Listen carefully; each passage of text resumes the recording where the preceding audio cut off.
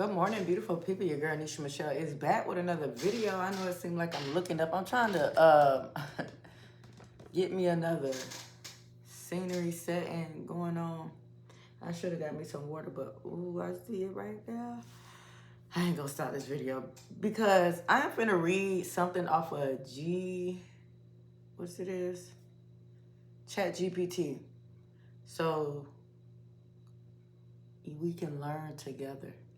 I use Chat GPT for everything. Utilize it to your best benefit, to the best of your knowledge. Listen. So we're going to talk about self-love and self-worth. I used to think that I did not have self-love. Come to find out, you did have self-love. You just did not have self-worth. Oh, okay. I'm understanding it. So I asked GPT, I said, is it possible to have self-love without self-worth? And it told me, yes, you can. But they are interconnected concepts that influence each other. Understanding the difference between the two can help you navigate personal growth more effectively. So listen, let's start with self-love. Self-love involves actions and attitudes that demonstrate care and compassion for yourself. It means treating yourself kindly, forgiving your mistakes, and prioritizing your well-being. It's more about how you feel and act towards yourself on a daily basis. For example, it gives examples. Practicing self-care routines. I work out all the time. I do my stretches, my yoga. So what do you do? Do you practice self-care routines? This involves self-love, being gentle with yourself during hard times. Listen, when my car broke down, when I lost my job, when I had to move, when I was homeless, I always talk kind to myself. I'm like, Lord, I know you're here with me. You didn't bring me this far to leave me. You will never leave me and forsaken me. I kept the word on my mind. There was times that I got out of line and I really felt like giving up, and I'm like, how did I end up here? Nisha, you're so this, you're so that. Like you feel like like you feel like you should be further along, and like you will feel like you will start blaming yourself for everything.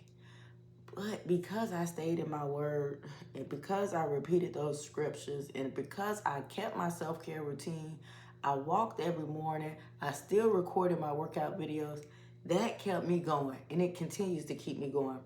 So are you being gentle with yourself? How are you speaking to yourself during hard times of a breakup, or losing a job, or losing a relationship? Like, how are you talking to yourself? Make sure you are talking to yourself and affirming yourself positive, because the Bible actually tells us life and death is in the power of the tongue, and those who love it eat the fruit thereof. So you got to make sure you're speaking out loud, okay? So you don't do all that overthinking and blaming yourself. Be gentle with yourself during hard times, y'all. Acknowledging your emotion without judgment. Validate your own emotions. Find a therapist. Find someone that you can trust that will, yes, you have a right to feel how you feel, but don't stay there. Let's get through it. Let's talk through it, because emotions can get stuck in the body. Body has more memory than your mind do. You hear me? It does. So you don't want no trauma to get stuck, and no pain no emotions that you have yet processed to get stuck in your body. That's why you got to move, and that's why you have to acknowledge your emotions without judgment. We're all learning. We're all learning on this journey called life, okay? No one has the book, but let me tell you about the Holy Bible. It's biblical instructions before leaving earth, okay? We gonna need it. I'm gonna need it. So acknowledging your emotions without judgment. You have a right to feel angry. Emotion. We are born with emotions. They are supposed to be there, but we have to learn how to process them, learn how to go through it without no judgment. Okay, you are human, but you are a spiritual being having a human experience. So you are higher than this earthly physical body. Acknowledge that. Okay, so here we are in self-worth. This is what I said I did not have. Listen, I'm like, oh my God. It's self-worth. Okay, so self-worth is a deeper intrinsic belief in your value as a person, independent of external achievements or validation. It's about knowing you're deserving of love, respect, and happiness simply because you exist. Now, let me tell you the examples they give you. Believing you are enough even if you fail at something. Oh my God. I used to always start something and then stop. Start something and then stop. And I had a really close friend that used to tell me that, Nisha, you always start something and then you'll just stop. And that just made me really feel like a failure in life. It just really, and I just was like, you know, if I don't like something, if I feel like it's not for me, I'm not going to just keep going. Now, I don't know if that was, I don't know what that was, y'all. But listen, I always felt like a failure because I would stop something. I would never just keep on going. But that could have been God too, saying, no, this is not for you. I'm not going to leave you there. So it is what it is. But I did think I was a failure because I did not complete high school. So I ended up getting my GED. I did not get a college degree. So now I am in school at 36 years old, which is so hard to be a single mother and work 2 jobs and be in school right now. It's just mind-blowing. But God, okay, we just gonna leave it right there. So we gotta believe that we are enough even if we fail at something. And that's right now I'm in a place that I feel like that's what God is showing me. No matter what your external looks like, no matter if people are validating you or not, if we depend on Him and trust on Him, we are enough. He says we're enough. And that's all we need to know. And that's all we need to cultivate on a daily basis is God's perspective of us. We are fearfully and wonderfully made. We are enough. When God went to Moses, Moses was telling him, Moses told God, what? Not me. Do you know what I've done? Do you know my speech? He was telling all the earthly things. But God said, I knew you before you was even in your mother's womb. I sent you down here for this. I don't care what your earthly circumstances and situation has brought to your and created your own perspective. But what God says about you is the truth. And what Moses did was to go set the people free. Okay, and another example is valuing yourself without needing constant approval from others. Valuing yourself without needing constant approval from others. Man, I used to want approval from my family, from my mother, from my father. I used to needed that to feel like I'm on the right direction. Now, I rarely ever get that. So I put my trust in and depend on God for that. And I had to learn that, y'all. So valuing yourself without needing constant approval from others. I didn't need constant approval. I used to need constant approval from my significant other in the past. So that's why I was like, my life wasn't my life, because if they didn't approve of it, I switched to something else. I did something else. I was like on somebody else's, I was a puppet on, and somebody else had the screens, y'all. Listen. So we got to value ourselves without needing constant approval from others, because we ain't gonna make it, because they ain't always gonna give us the constant approval, especially when you're doing the work of the Lord. No. Okay, so standing up for your needs and boundaries. Now this is it, because I rarely ever stood up for myself, and I didn't know what boundaries were, so I didn't know where to begin, where to start, how to create them, because I had none. People could call me any times of the day. People could come over my house. People could say whatever they wanted to say, not all the way now. But I did not have boundaries. So I had to learn how to set boundaries. And I'm learning that to this day. Set them and make sure that you don't break them. And if you break them, remember, be gentle with yourself. Be gentle with yourself, even through the hard times when you break those boundaries or you allow somebody else to break those boundaries. People don't call me after 9:30. People do not come to my house.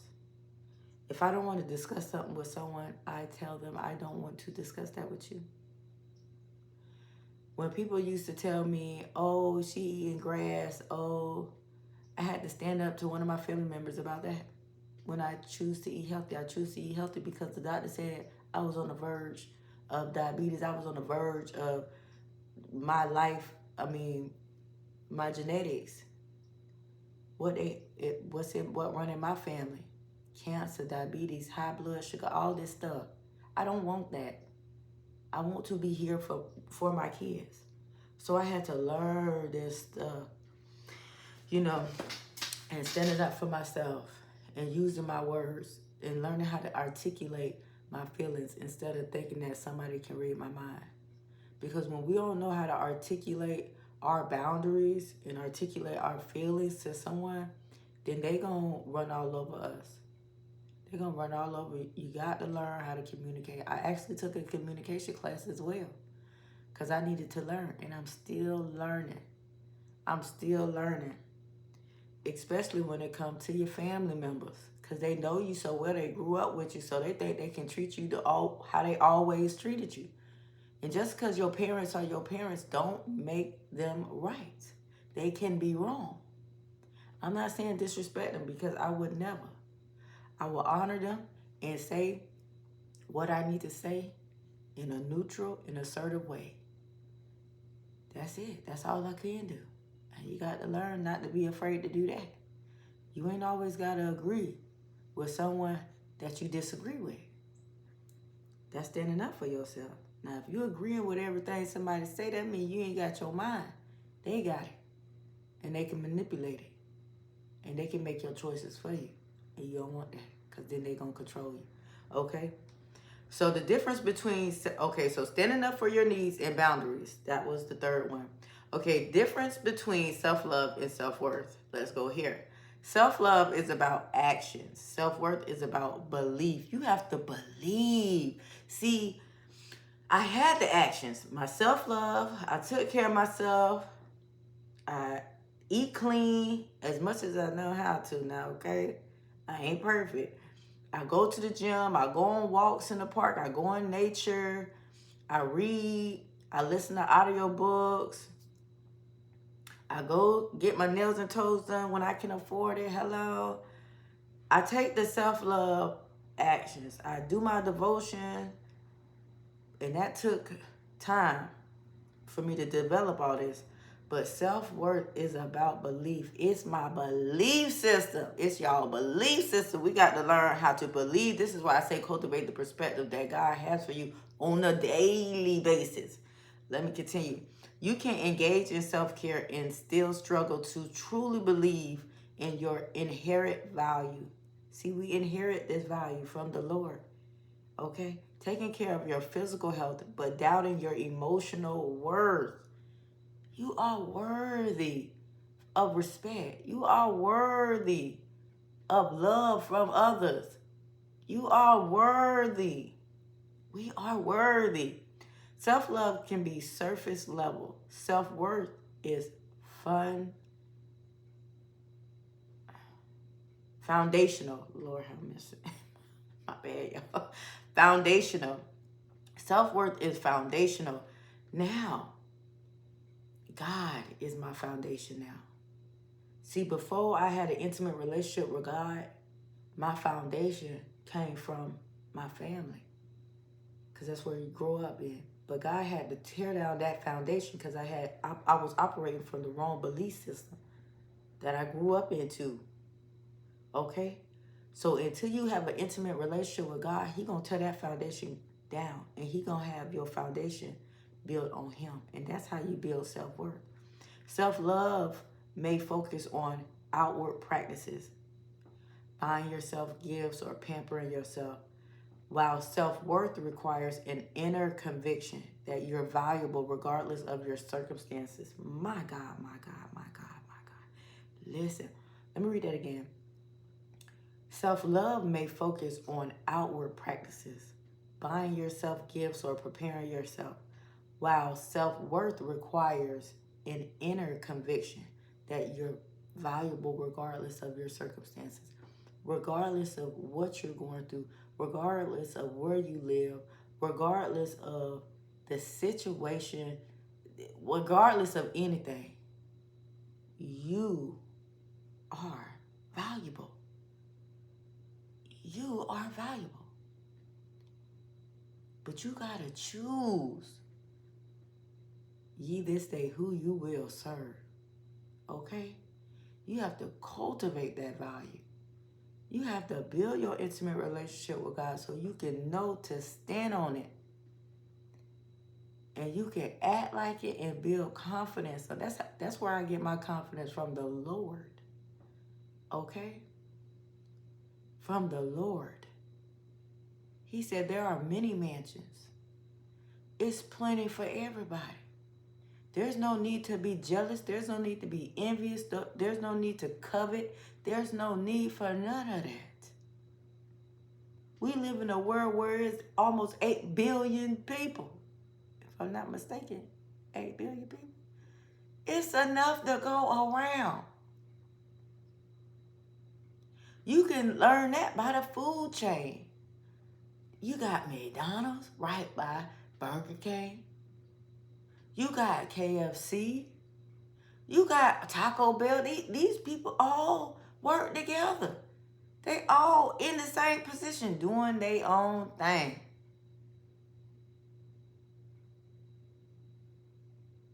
Amen? Listen. So, ask yourself, do I treat myself kindly but still feel unworthy in certain areas? Ask yourself that and write it down. Okay. So let's go on. If you practice self-love but feel dependent on others' approval or accomplishments to feel good about yourself, your self-worth may need attention. Let me read that again. If you practice self-love but feel dependent on others' approval or accomplishment to feel good about yourself, your self-worth may need attention.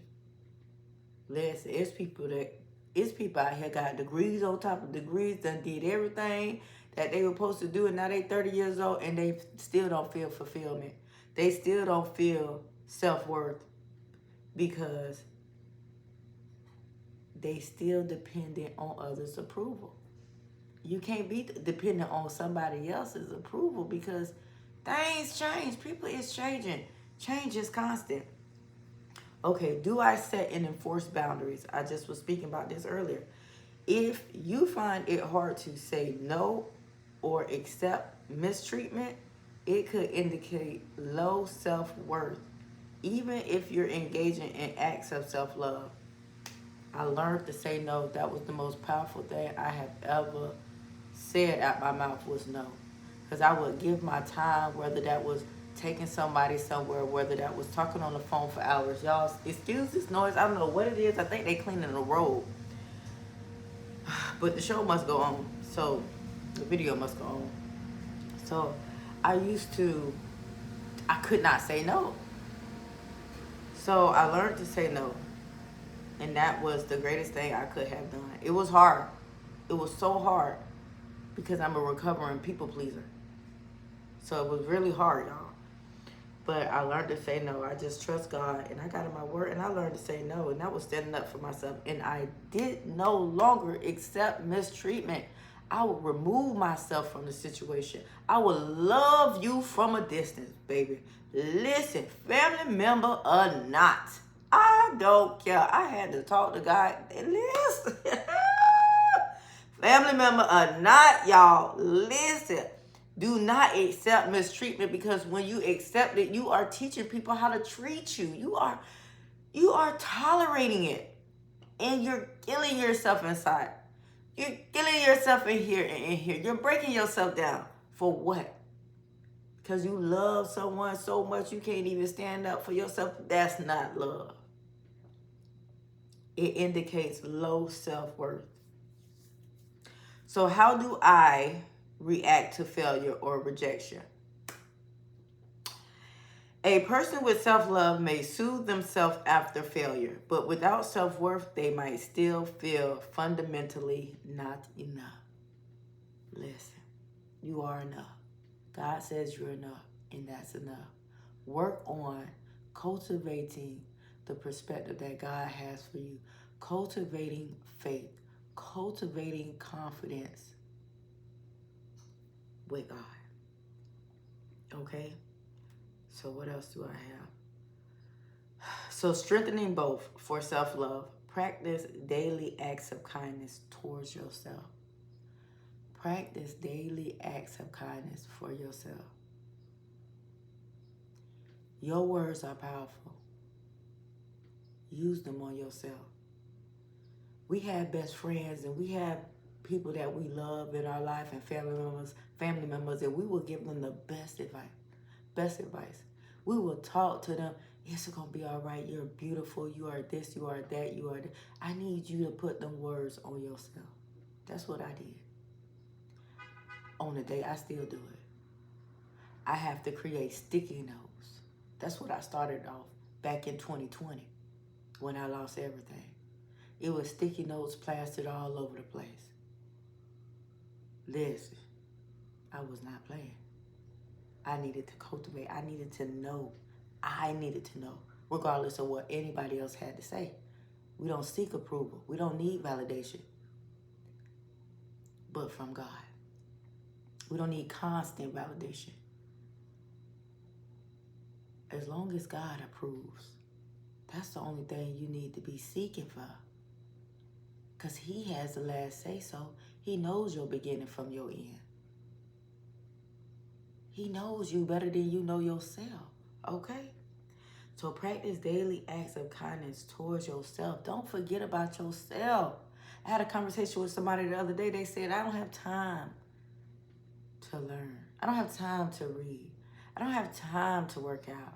My job takes all my time. No, because you're replaceable at a job. And when you're some people love their job. Yay for you. I hope you're prioritizing yourself too.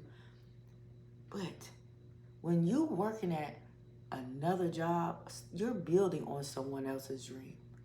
When God has something for you to build. If you feel like your job takes everything from you. Like if you're not waking up happy to go to work, energized, like this fulfills you within, then that means God is calling you to do something better for the kingdom of God. So practice this, y'all. This is all I got. This is from ChatGPT. This is how I'm learning. And from the Word of God. And from reading other books. And from consecrating my spirit. But listen. Listen to this noise. Ain't that much cleaning in the world. Go ahead and clean it though. Clean it. You need cleaning. Listen, y'all. I love y'all. Keep going. Building your confidence. Building self-worth. On top of self-love. I hope this video helps even just one person. Just one person. Because it ain't nobody but God. All right, y'all have a wonderful day.